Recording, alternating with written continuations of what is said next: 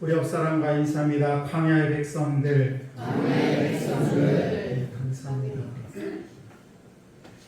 부부간에 하지 말아야 될 말이 있습니다. 그 첫 번째는 뭔가 하면 당신은 항상 그래.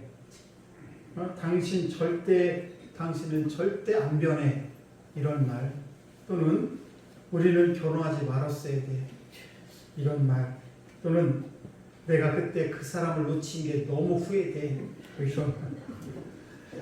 당신 집안은 원래 그래. 이런 말이라든지 우리 그만 헤어져. 이런 말. 당신은 아무것도 못해. 아주 무능해. 이런 말을 해서는 안 될 줄로 믿습니다.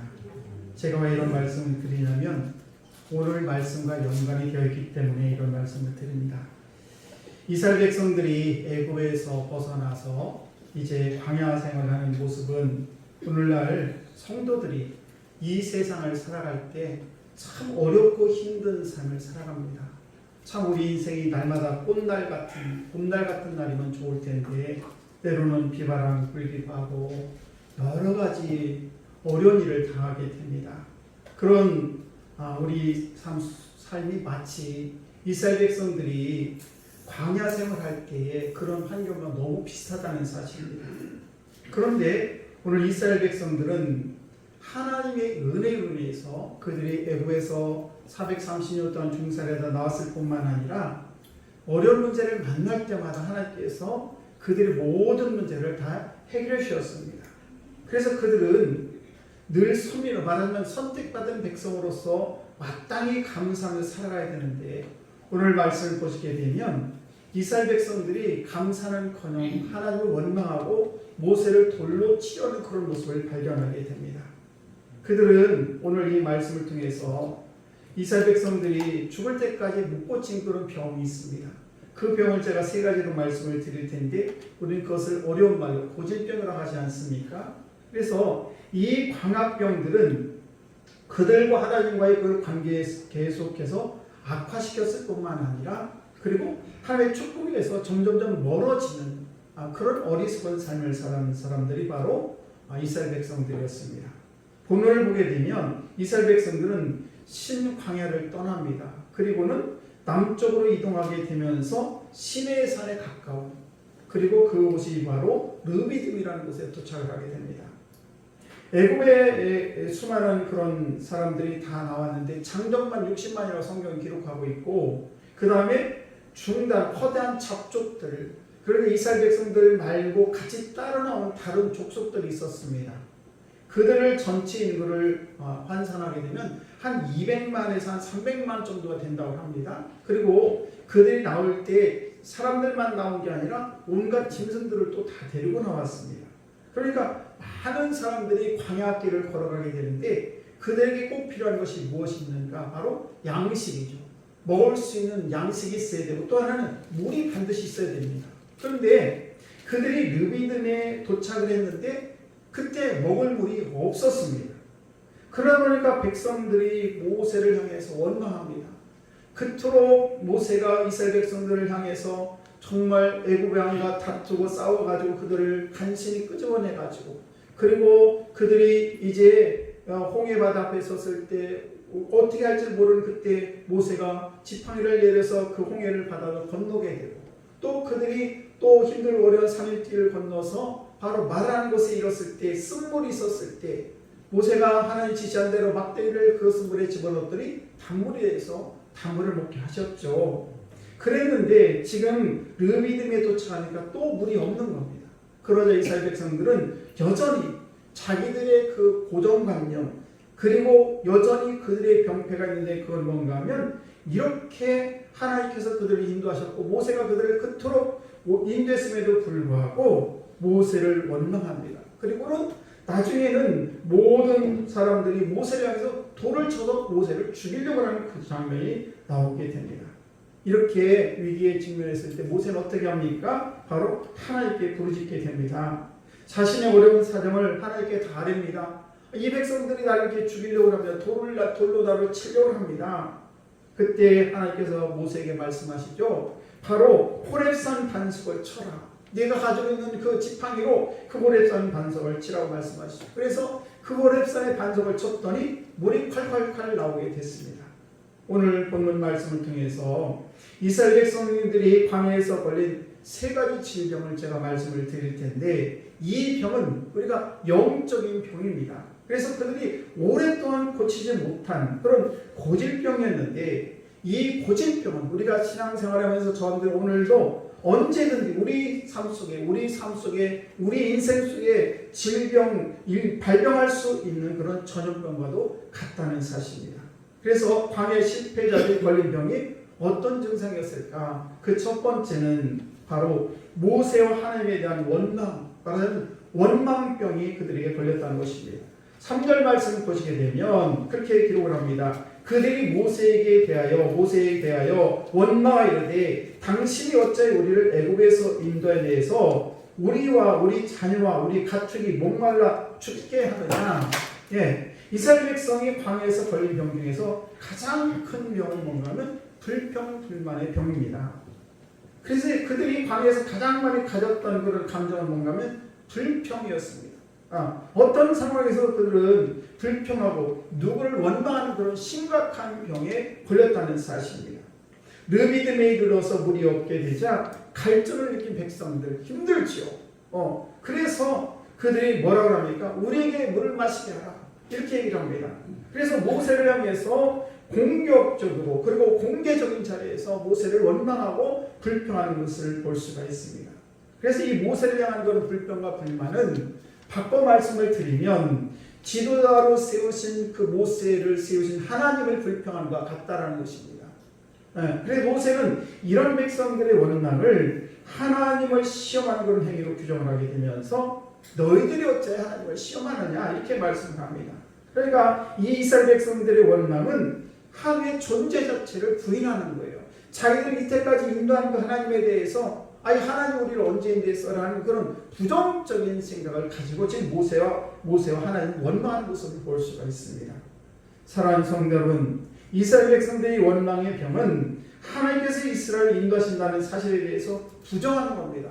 하나님이 우리를 인도하신다고 분명히 말씀하셨는데 왜 우리에게 물을 주지 않습니까? 라면서 불평한다는 것은 하나님 자체를 부인한다는 사실입니다. 그때 하나님께서 이스라엘을 어떻게 대우하십니까?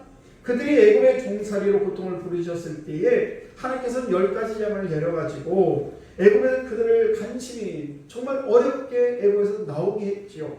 그리고 또 하나님은 애굽의 군사들이 쫓기고 있는 이스라엘 백성들을 향해서 홍해 바다를 건너게 하시고 그리고 가려고 이 홍해 바다를 안전하게 건너기까지 하셨습니다. 또 매일매일 아침마다 만나를 허락해 주셔서 이스라엘 백성들이 정말 그 광야에서 다 굶어 죽을 수밖에 없는 그런 형편임에도 불구하고 하나님께서는 아침마다 만나를 내리셔서 이스라엘 백성들을 먹이고 지금까지 인도했다는 사실입니다. 이렇게 고마운 하나님에 대해서 어떻게 원망할 수 있단 말입니까? 그들은 오히려 지금까지 인도하신 하나님에 대해서 감사해야 됐고 이스라엘 백성들이 광야 한 200만이 넘는 그런 사람들이 먹이신 그 하나님에 대해서 찬양에 마땅합니다. 그런데 또다시 그들은 하나님의 그 은혜를 다 잃어버리고 원망이라는 그런 삶이 그들의 인생 속에 있는 그런 것들이 꽉 들어차 있어가지고 조금만 어렵고 힘들게 되면 하나님을 원망하는 하나님의 간구함을 하나님께서 기도하게 되면 하나님께서 분명히 모든 걸 지금까지 해결해 주셨음에도 불구하고 그런 것들은 다 잃어버리고 먼저 나오는 말이 뭔가 하면 원망하는 말이 나왔다는 사실입니다. 그들은 도리어 폐역한 입술을 열어서 하나님을 원망했고 뿐만 아닙니다. 불평함으로 말미암아 결국 그들은 그 불평과 불만을 위해서 젖과 꿀이는 하나님이 지시한 땅에 들어가지 못하는 그런 어리석은 행동을 하고 말았다는 것입니다. 사랑하는 성도 여러분, 이스라엘의 원망의 병은 한두 번으로 그치는 게 아니죠. 여러 번 그냥 홍해 바다가 갈라지지 않은 것에 대해 홍해에서 죽는다고 생각했을 때 원망했고요. 그리고 또 뭡니까? 말에 쓴 물을 단물로 하기 전까지 원망했고 그냥 또 먹을 것이 없다고 원망하고 그냥 여러 가지 보게 되면 정말 원망투성인 것이 이스라엘 백성들의 모습이었습니다. 광야 생활하다 보면 정말 힘들고 어렵습니다. 우리가 이 인생을 살아가는 것이 결코 쉽지가 않아요. 하나님께서 우리를 하나님의 자녀를 이 세상에 불러서 하나님의 자녀 삼으셨지만은 그러나 우리는 이 세상을 살다 보면 이런 일 저런 일을 만날 수 있습니다. 물론 내가 잘못해서 그럴 수도 있지만 또 여러 가지 환경이 우리 힘들게 할 때도 있어요. 그런데 우리는 어떻게 합니까? 그럴 때마다 이 이스라엘 백성들이 매일 이렇게 어려운 문제를 만날 때마다 하나님의 불평했던 것처럼 오늘도 저한들이 이 세상을 살아가면서 때로는 힘들고 어려울 때 다시 한번 하나님의 은혜를 기억하면서 불평하지 않는 우리 성도 여러분들 되기를 축복합니다. 그들은 또 뚜렷한 이유도 없이 원망할 때도 있었습니다. 민수기 11장 1절 말씀 보시게 되면 이렇게 기록을 합니다. 여호와께서 들으시기에 백성이 악한 말로 원망하며 여호와께서 들으시고 진노하사 여호와의 불을 그들 중에 붙여서 진영 끝을 사르게 하시네. 그뿐이 아닙니다. 가데스 바네아에서 12명의 정탐꾼을 보내지 않습니까? 그리고 10명이 와가지고 이제 보고를 합니다. 가나안 땅을 40일 동안 정탐하고 와가지고 그런데 돌아온 10명이 뭐라고 합니까? 그 땅 거주민은 강하고 성읍은 견고하고 실클 뿐 아니라 거기서 안압자손을 보았다라고 하면서 뭐라고 합니까? 우리는 능히 올라가서 그 백성을 치지 못하니라 그들은 우리보다 강하니라 우리는 스스로 보기에도 메뚜기 같다. 이렇게 얘기하면서 그 전능하신 하나님이 그들을 이스라엘 백성들을 여기까지 인도하신 것을 그건 다 잃어버리고 그리고는 자기 스스로 메뚜기라고 생각하면서 그러면서 하나님께서 함께하지 않는 것처럼 자기들 힘으로는 도저히 안 된다고 하는 그 고백을 하면서 원망 불평을 하는 것을 볼 수가 있습니다. 이렇게 하나님과 모세에 대한 이스라엘 백성들의 원망은 절정에 달하게 되는데 민수기 14장 2절과 3절 말씀 보시게 되면 이렇게 기록을 합니다. 이스라엘 자손이 다 모세와 아론을 원망하여 온 회중이 그들에게 이르되 우리가 애굽 땅에서 죽었거나 이 광야에서 죽었으면 좋았을 것을 어찌하여 여호와가 우리를 그 땅으로 인도하여 칼에 쓰러지게 하려는가. 백성들은 그러면서 한 지휘관을 세우게 됩니다. 그리고는 애굽으로 돌아가자 이렇게 얘기를 합니다.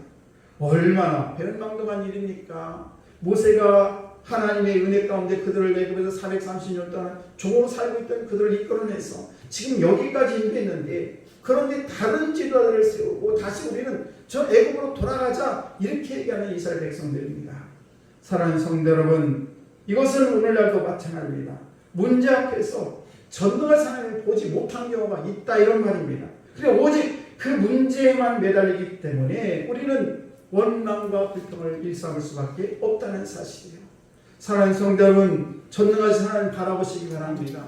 하나님 지금까지 우리를 모든 것들을 인도하셨습니다.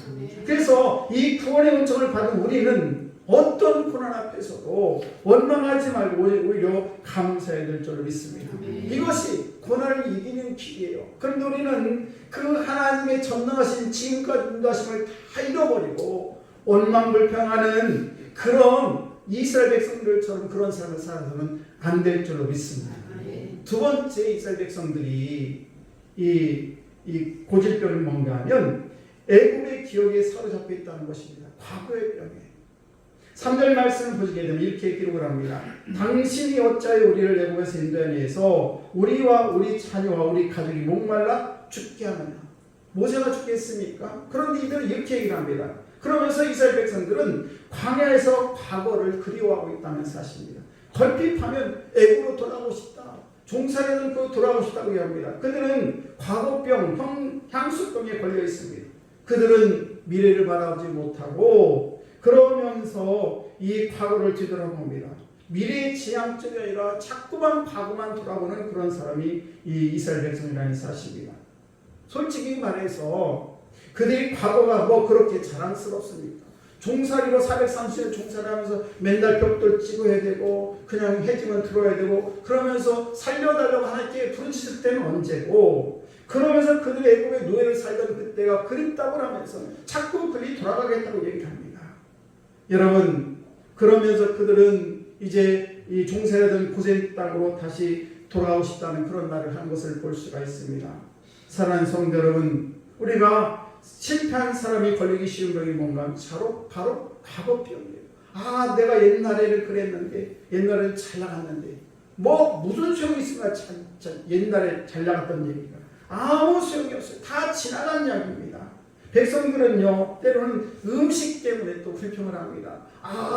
예굽에서는 이런 거 저런 거 먹었다고 얘기합니다. 민수기 11장 5절 말씀 보시게 되면 이렇게 기고를 합니다.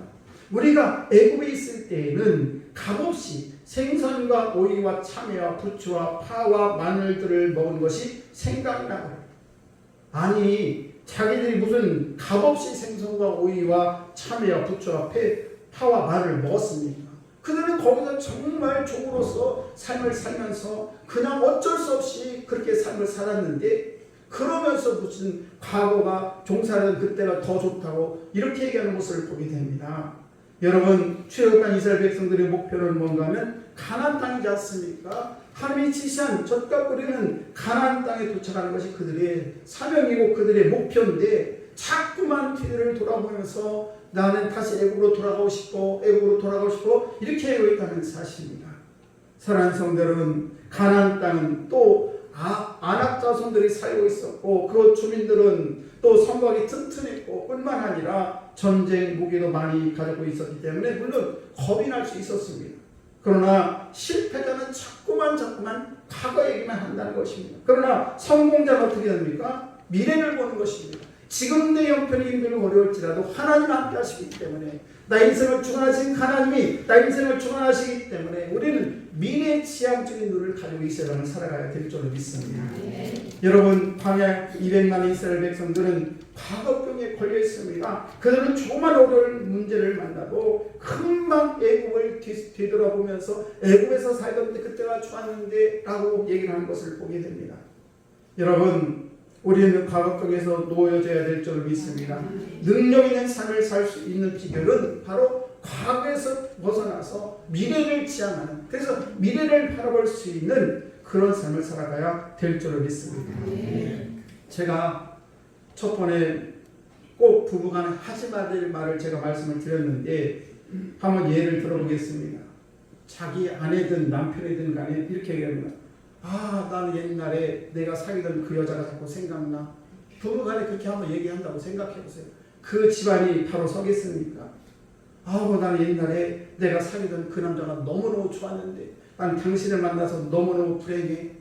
이런 얘기를 한다거나, 아니면 과거 자꾸 교회를 얘기합니다. 옛날 내가 다니던 교회는 어쩌고 저쩌고 어떡하라고요. 그리고 자꾸만 옆집 아내 얘기를 합니다. 옆집에 있는 순이 엄마는 그렇게 잘한다더구만. 당신은 뭐 하는 거야? 이렇게 얘기를 한다거나, 아니 옆집에 있는 철수 아버지는 그렇게 자상하고 그렇게 아내한테 잘해준대. 자꾸 남편인데 그런 얘기를 하게 되면 싸움하자는 얘기 아니겠습니까? 지금 이스라엘 백성들은 자꾸만 과거병에 걸려가지고 과거에 자기들이 종살이던 그때 자기들이 값없이 무슨 생선과 오이를 먹고 참외를 먹었다는 이야기를 자꾸만 늘어놓습니다. 사랑하는 성도 여러분, 우리가 이런 말은 절대로 해서는 안 될 것이고, 또 우리 이런 말을 해서 우리 가족이 파괴되거나 우리 공동체가 파괴되서는 안 될 줄 믿습니다. 여러분, 사도 바울의 고백을 들어보시기 바랍니다. 빌립보서 3장 13절과 14절 말씀을 보시게 되면, 형제들아, 나는 아직 내가 잡은 줄로 여기지 아니하고 오직 한 일, 즉 뒤에 있는 것을 잃어버리고 앞에 있는 것을 잡으려고 표대를 향하여 그리스도 예수 안에서 하나님 위에서 부르심의 상을 위하여 달려가노라. 사도 바울은 그리스도에 의해서 이미 구원을 받았지만, 그러나 아직 나는 완성되지 않았기 때문에, 그래서 나는 여전히 주님을 바라보면서 여전히 나는 달려가고 있다라고 고백하고 있는 것입니다. 여러분, 뒤에 있는 것 잃어버리고 앞으로 달려가야지. 자꾸만 뒤를 바라보면서 아쉬워하면서 자꾸 옛날 얘기를 한다면 그분은 이제 앞을 향해서 달려갈 수가 없다는 사실입니다. 사도 바울은 사실은 수많은 고난을 받은 그런 사람입니다. 그의 삶은 이스라엘 광야에서 어찌게 보면 40년 광야보다 더 어려운 삶을 살았던 사람입니다. 그래서 그가 고난을 어떻게 극복하면 아는가? 바로 하나님의 뜻에 맞는, 하나님의 뜻을 이루어드리는, 그래서 옛날 이야기가 앞을 향해서 걸어가는, 앞을 향해 달려가는 그런 삶을 살아간 줄로 믿습니다. 그래서 이 사도 바울은 미래에 대한 확신 속에 살아갔다는 사실입니다. 오늘도 우리 사랑하는 성도 여러분, 과거 자꾸 되돌아보지 말고, 과거는 다 지나간 일이에요. 이제 앞을 바라보시면서 미래에 대한 확신을 가지고 살아가는 여러분 되시기를 축원합니다. 세 번째는 뭔가 하면 이 이스라엘 백성들은 하나님의 은혜를 잃어버렸습니다. 그래서 은혜 망각병에 걸렸다는 것입니다. 7절 말씀을 보시게 되면 이렇게 기록을 합니다. 그들이 여호와를 시험하여 이르기를 여호와께서 우리 중에 계신가 안 계신가 하였습니다. 아니 하나님이 이때까지 그들을 그렇게 먹이시고 아침마다 지금도 만나를 내리고 있는데 하나님이 살아계신지 안 살아계신지 이렇게 얘기하는 우리 이스라엘 백성들을 한번 보시기 바랍니다. 그래서 이스라엘 백성들이 광야에서 걸리는 병 중에 하나 또 하나 바로 은혜 망각병이라는 것입니다.